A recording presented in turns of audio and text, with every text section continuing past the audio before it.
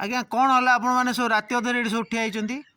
Jaipur Sorada bus ସବୁବେଳେ problem ହଉଛି ଏ road ଯେ ଯାଉଛି ହଁ ସେଥିରେ ଲୋକମାନେ ଯାଉଛନ୍ତି ପବ୍ଲିକ ହଇରାଣ ହଉଛନ୍ତି।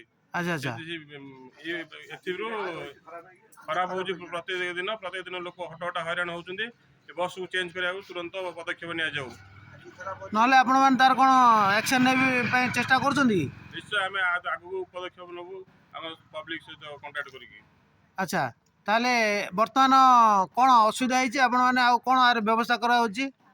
କ'ଣ ଗାଡ଼ି ଆଉ ପଠେଇବେ ବୋଲି କହୁଛନ୍ତି, ସେ କିଛି ପେମେଣ୍ଟ ପତ୍ର ରିଟର୍ନ କରୁନାହାନ୍ତି। ଆଉ ସେ ଅନୁସାରେ ଆମେ ହଟଟା ହେଇ ହଇରାଣ ହେଇକି ରହୁଛୁ ଆଉ। ଆଚ୍ଛା ଆଚ୍ଛା ଆପଣ କୋଉଠି ଯିବେ ଭାଇ?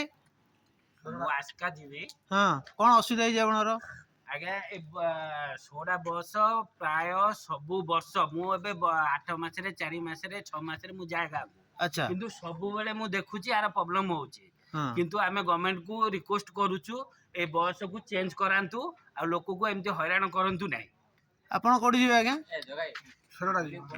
ଆଚ୍ଛା ଆପଣ କୋଉଠୁ ଆସିଲେ?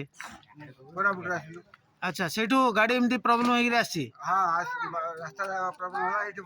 ଷ୍ଟାଫକୁ କିଛି କହିଲେ ଆପଣ?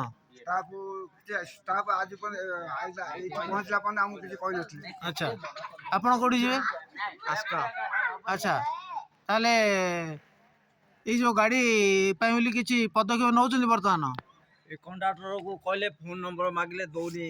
ହଁ ହେଇଯିବ ବୋଲି ଖାଲି କହୁଛି। ଆଚ୍ଛା କିନ୍ତୁ ଆମେ ସବୁବେଳେ ଏମିତି ଗଲାବେଳେ ବି ପ୍ରାୟ ମାସକୁ 15 ଥର ଗାଡ଼ି ଖରାପ ହଉଛି। ଆଚ୍ଛା ହଉ ଠିକ୍ ଅଛି ତାହେଲେ ହଉ ଧନ୍ୟବାଦ।